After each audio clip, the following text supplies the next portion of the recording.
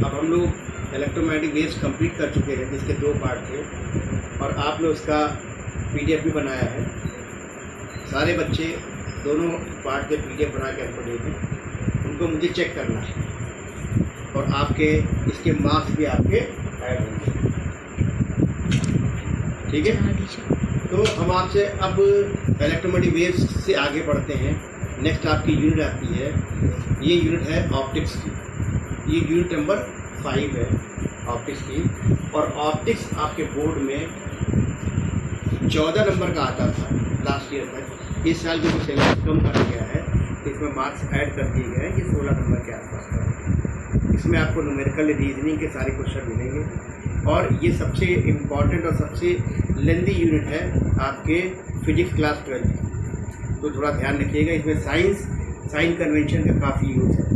तो हम लोग सबसे पहले पढ़ेंगे यहाँ पे NCERT का लेसन नंबर 9 है, ray optics and optical instrument. इसका मतलब है यहाँ लाइट रे एक स्ट्रेट लाइन में चलती है और उसके स्ट्रेट पाथ के कारण हम जो भी उसके इफेक्ट देखते हैं डेली लाइफ में, उसको हम लोग यहाँ पर डिस्कस करेंगे। तो सबसे पहला टॉपिक है reflection of light. Reflection of light में आप देखिए M1 M2 एक ऐसा सर्फेस है जिसपे n नॉर्मल है। यहाँ पे एक लाइट इंसिडेंट होती है आई एंगल पे और वापस उसी मीडियम में चली जाती है। एंगल ऑफ रिफ्लेक्शन कहलाता है R, एंगल ऑफ इंसिडेंस कहलाता है I। और लॉज ऑफ रिफ्लेक्शन कहते हैं angle I equal to angle R। Normal, incident ray और रिफ्लेक्टेड रे एक ही पॉइंट पर मिलते हैं। देखिए एन पे इंसिडेंट रे, रिफ्लेक्टेड रे और नॉर्मल इसी पॉइंट पर मिल रहे हैं। तीसरा लॉ इम्पॉर्टेंट है कि अगर कोई लाइट नॉर्मल के पैरेलल इंसिडेंट होती है किसी सरफेस पे, तो वो उसी मीडियम में वापस चली जाती है बिना किसी रिफ्लेक्शन के। और उसमें क्या होता है, angle of incidence, angle of reflection दोनों जीरो के बराबर होते हैं। अब नेक्स्ट आपका आता है कि मिरर क्या होती है। तो मिरर ऐसा होता है कि एक ऐसा शीशा होता है ट्रांसपेरेंट, जिसके एक तरफ पॉलिश कर दी जाती है। अगर वो शीशा प्लेन है तो इसे हम लोग बोलेंगे प्लेन मिरर। अगर वो शीशा कर्व्ड है तो बाहर की तरफ पॉलिश करेंगे तो वो कहलाएगा आपका कॉनकेव मिरर, और अगर अंदर की तरफ पॉलिश करेंगे तो कॉन्वेक्स मिरर कहलाएगा। अब इसमें क्या क्या टर्म्स यूज होते हैं देखिए हमारे रिफ्लेक्शन ऑफ लाइट में। सबसे पहले कहलाता है पोल। तो आप ये फिगर देखिए, इस फिगर में P पोल है। इस स्फेरिकल सरफेस का सेंटर कहलाता है पोल, जो सर्कमफ्रेंस को लाई करता है। दूसरा कहलाता है centre of curvature. Centre of curvature वो पॉइंट होता है, देखिए इसे C से दिखाया है। सेंटर ऑफ कर्वेचर वो पॉइंट होता है जिसको सेंटर मान के हम स्फीयर को ड्रॉ करते हैं पूरा कंप्लीट। इसका मतलब है कि सेंटर से पोल की दूरी कहलाती है radius of curvature R। Centre से पोल की दूरी कहलाती है रेडियस ऑफ कर्वेचर R। ये देखिए रेडियस ऑफ कर्वेचर है। प्रिंसिपल एक्सिस वो लाइन होती है जो एक्स एक्सिस के पैरेलल होती है। सेंटर ऑफ कर्वेचर फोकस और पोल से गुजरती है। उसके बाद नेक्स्ट आपका आता है फोकस। तो आप देखेंगे कि फोकस वो पॉइंट होता है जहां रिफ्लेक्शन के बाद लाइट रेज इंसिडेंट होती है। इस डायग्राम में भी देखिए ये फोकस है, रिफ्लेक्शन के बाद लाइट रे यहाँ इंसिडेंट हो रही है। इसमें डायग्राम में भी देखिए रिफ्लेक्शन के बाद लाइट रे यहाँ पे कंसंट्रेट हो रही है। ये दोनों फोकस कहलाते हैं। अब देखिए नेक्स्ट आपका आता है यहाँ पे कि कौन कौन तरीके के एक्शन होते हैं किसी मिरर में। किसी मिरर में किस तरीके के एक्शन होते हैं वो हम आपको बताने जा रहे हैं। और यह एक्शन मिरर के जो है वो आपके एग्जाम के लिए इम्पोर्टेंट है।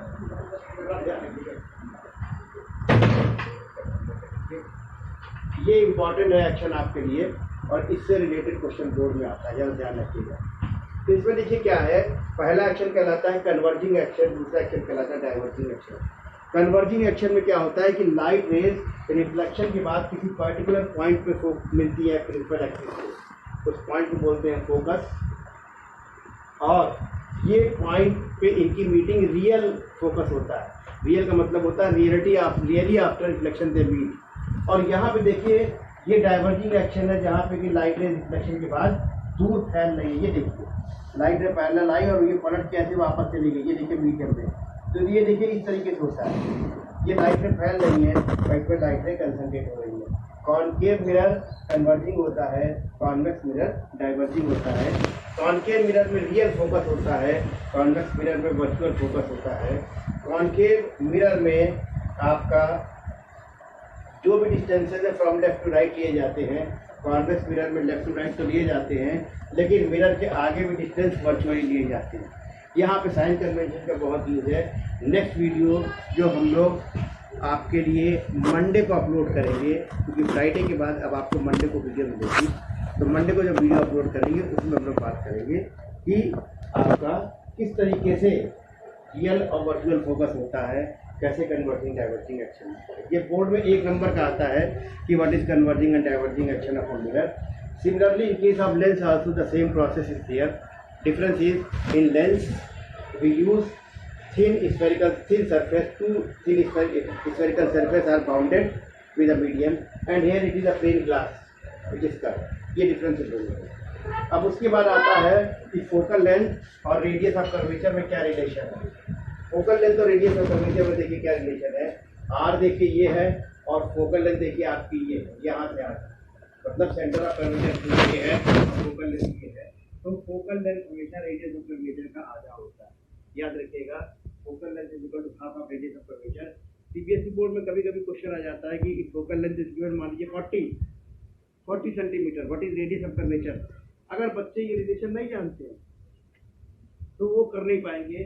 बच्चे क्या करेंगे, अगर ये 40 दे रखा है 2 से मल्टीप्लाई कर दिए, रेडियस ऑफ कर्वेचर 80 सेंटीमीटर हो गया। अब इसके बाद नेक्स्ट आता है मिरर। इसके बाद नेक्स्ट आता है मिरर। तो मिरर में क्या होता है कि आपका एक स्फेरिकल सरफेस होता है जिसमें बाहर की तरफ पॉलिश करते हैं, ये कॉनकेव मिरर कहलाता है।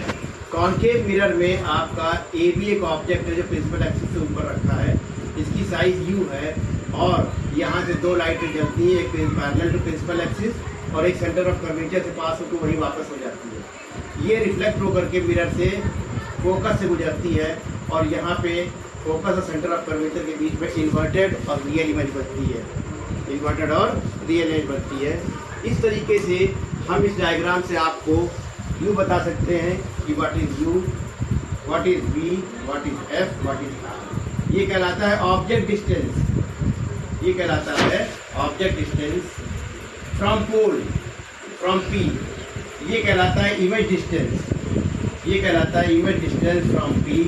ये कहलाता है कि डिस्टेंस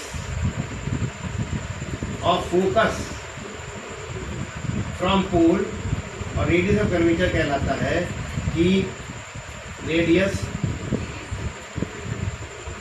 ट्वाइस ऑफ, या कह सकते हैं हाफ ऑफ सीओसी। सीओसी का मतलब होता है सेंटर ऑफ कर्वेचर, ठीक है। तो आप याद रखिएगा, it is ROC, radius of curvature होता है आर। तो अगर आप इसे देखेंगे तो आपका ये तीनों को यूज़ करते हुए यहाँ पे ये कॉनकेव मिरर का फार्मूला, ये मिरर का फार्मूला बनता है। मिरर का फार्मूला 2 तरीके से देखिए साइन कन्वेंशन को यूज़ करके बनाते हैं। पहला क्या है, 1/f not is equal to 1/u plus 1/v। ये कॉनकेव के लिए है। कॉन्वेक्स के लिए देखिए साइन कन्वेंशन का यूज़ करेंगे, यहाँ पे ऑब्जेक्ट डिस्टेंस माइनस हो जाएगा। साइन कन्वेंशन के बारे में हम लोग मंडे को जो वीडियो है उसमें डिस्कस करेंगे। इस तरीके से आपका इसका फोकल लेंथ हम लोग निकाल सकते हैं। एनसीईआरटी के पहले 2 क्वेश्चन इन्हीं पे दे रखे हैं, इन 2 फार्मूले पे हम आपको भी करके दिखाएंगे कि कैसे क्वेश्चन बोर्ड में 2 नंबर के न्यूमेरिकल इन फार्मूले जाते हैं। इसके बाद मैग्नीफिकेशन होता है। मैग्नीफिकेशन होता है इमेज और ऑब्जेक्ट के बीच का रेशियो, या distance of image upon distance of object का रेशियो, और इसका कोई भी यूनिट नहीं होती है। Magnification is a numerical value, it may be negative and it may be positive also. Negative का मतलब है प्रिंसिपल एक्सिस से नीचे, पॉजिटिव का मतलब है प्रिंसिपल एक्सिस से ऊपर। इस तरीके से हम लोग जो है इससे रिलेटेड क्वेश्चंस कर सकते हैं। अब हम आपको क्वेश्चन बताने जा रहे हैं कि कैसे ये करते हैं। कर दिए? इस तरीके से हम लोग न्यूमेरिकल्स करेंगे। अब देखिए इसमें न्यूमेरिकल कैसे होगा, ध्यान से देखिएगा। ये एनसीईआरटी का पहला क्वेश्चन है जिसे हम आपको करके बताने जा रहे हैं, ध्यान से देखिएगा। ये न्यूमेरिकल जो है बोर्ड में इस तरीके का न्यूमेरिकल 2 नंबर का आता है और एक बहुत ही आसान न्यूमेरिकल है। अगर आपको साइन कन्वेंशन का बेसिक आइडिया है तो, अगर आपको साइन कन्वेंशन का बेसिक आइडिया है ये न्यूमेरिकल आप अपने आप ही कर सकते हैं। देखिए कैसे न्यूमेरिकल कर सकते हैं। और यूनिट्स लिखना बहुत ज़रूरी है। अगर आप यूनिट नहीं लिखेंगे आपके मार्क्स डिडक्ट हो जाएंगे। तो पहला क्वेश्चन देखिए एनसीईआरटी का क्या है। पहला क्वेश्चन एनसीईआरटी का क्या है कि इसमें देखिए दे रखा है small candle of size 2.5 centimetre. ये देखिए ये प्रिंसिपल एक्सिस है, इस प्रिंसिपल एक्सिस के ऊपर एक कैंडल रखी है AB, इसकी साइज दे रखी है 2.5 centimetre. Placed at 27 centimetre in front of concave mirror. ये कॉनकेव मिरर से 27 सेंटीमीटर दूरी पर रखी है। इसका मतलब ये आपको U दे रखा है, U इज 27 सेंटीमीटर। और यहाँ पे मिरर कैसी है, कॉनकेव है। ये देखिए ये आपका कॉनकेव मिरर है, ये आपका पोल हो जाएगा, ये आपका पोल हो जाएगा। Concave mirror of radius of curvature 36 centimetre आपको दे रखा है रेडियस ऑफ कर्वेचर। इसका मतलब है कि जो C है यहाँ से ये दूरी होती है R और ये दे रखा है 36 सेंटीमीटर। अब आपको रेडियस ऑफ कर्वेचर 36 दे रखा है। आपसे पूछा है at what distance from the mirror should the screen be placed in order to obtain the sharp image. ये कहा गया स्क्रीन से, ये मिरर से कितनी दूर पे स्क्रीन रखें कि हमको शार्प इमेज मिल जाए। तो आप देखिए अगर ये लाइट रे ऐसे जाती है और रिफ्लेक्ट होकर ऐसे आती है और एक लाइट रे इस तरीके से जाती है, ये ऐसे जाएगी, इस तरीके से आएगी। ये होगा आपका फोकस। आपको स्क्रीन रखना पड़ेगा यहाँ पे, ये कहलाएगा B डैश A डैश। ये आपकी इमेज है और इमेज से पोल की दूरी कहलाएगी V। तो स्क्रीन रखेंगे पोल से V डिस्टेंस पे जहाँ पे आपको इमेज मिलेगी और क्लियर इमेज दिखाई पड़ेगी। तो देखिए क्वेश्चन के अकॉर्डिंग U बराबर 27 सेंटीमीटर, V बराबर आपका दे रखा है, निकालना है कितना है। आपको फोकल लेंथ नहीं दे रखी है, आपको F इजिकल टू R/2 होता है। ये 36/2 बराबर 18 सेंटीमीटर हो जाएगा। और यहाँ पे इन तीनों फार्मूलों का यूज़ करके जो मिरर का जनरल फार्मूला है उसमें देखिए यहाँ पे आपको साइज ऑफ ऑब्जेक्ट दे रखा है, मतलब ऑब्जेक्ट साइज दे रखा है, ऑब्जेक्ट साइज दे रखा है। ये देखिए 2.5 सेंटीमीटर। इसमें देखिए आगे मैग्नीफिकेशन भी निकलवाएंगे इस क्वेश्चन में, लेकिन पहला पार्ट ये कहता है कि आप भी निकालिए 1/V plus 1/U is equal to 1/F होता है मैग्नीफिकेशन के लिए। 1/V plus 1/U is equal to 1/F। यहाँ से 1/V बराबर 1/F माइनस 1/U हो जाएगा। दोनों वैल्यू रख देंगे, ये हो जाएगा फोकल लेंथ देखिए 18 है और ये है 1/U। U कितना है 27। एलसीएम ले लेंगे, एलसीएम ले लेंगे तो हम एलसीएम 54 आ जाएगा, ऊपर आ जाएगा 18 या 54, इधर आ जाएगा तो आंसर आ जाएगा 1/54 सेंटीमीटर। और ये वैल्यू 1/V की है तो आप कहेंगे कि V कितना आ जाएगा, V और 54 सेंटीमीटर। आपका पहला आंसर आ गया V 54 सेंटीमीटर। अब आपसे पूछा गया है कि मैग्नीफिकेशन क्या है। Now second part is your what is your magnification. तो मैग्नीफिकेशन देखिए क्या होता है, मैग्नीफिकेशन बराबर होता है, अभी हमने बताया, ये देखिए लिखा, मैंने बता दिया अभी। मैग्नीफिकेशन होता है I/O is equal to V/U। आपको V कितना दे रखा है, आपने V निकाला है 54, U कितना है 27, तो image upon object is equal to 54/27। तो इमेज कितना हो जाएगा, ऑब्जेक्ट इंटू 2 हो जाएगा। ऑब्जेक्ट कितना है, ऑब्जेक्ट की साइज दे रखी है 2.5, तो ये हो जाएगा वो ऑब्जेक्ट इंटू 2, ऑब्जेक्ट इंटू 2। ये 2.5 सेंटीमीटर दे रखा है, इसको 2 से गुणा कर दीजिए 5, ये हो जाएगा 5 सेंटीमीटर हाइट। देखिए आपसे दो चीज़ें पूछी गई थी, एक पूछा गया था कि इमेज की साइज क्या होगी, दूसरा पूछा गया था what is the value of V। अब हम अकॉर्डिंग टू बोर्ड इसके मार्क्स डिस्ट्रीब्यूशन बता देते हैं कि कैसे इसके नंबर कहाँ कहाँ दिए जाते हैं। अब देखिए आधे नंबर आपको मिलेंगे फार्मूला लिखने पे, आधे नंबर आपको ये वैल्यू कैलकुलेट करने पे मिलेंगे, आधे नंबर मैग्नीफिकेशन का फार्मूला लिखने पे मिलेंगे और आधे नंबर इस तरह लिखेंगे। इस तरीके से आपका आज का ये वीडियो कंप्लीट होता है। नेक्स्ट वीडियो में हम लोग साइन कन्वेंशन और आगे फर्दर इसके बारे में फर्दर न्यूमेरिकल्स के लिए पढ़ाई करेंगे। ऑप्टिक्स कंटिन्यूअसली पढ़िएगा क्योंकि ये पेपर के लिए सबसे इम्पोर्टेंट यूनिट है फिजिक्स क्लास 12।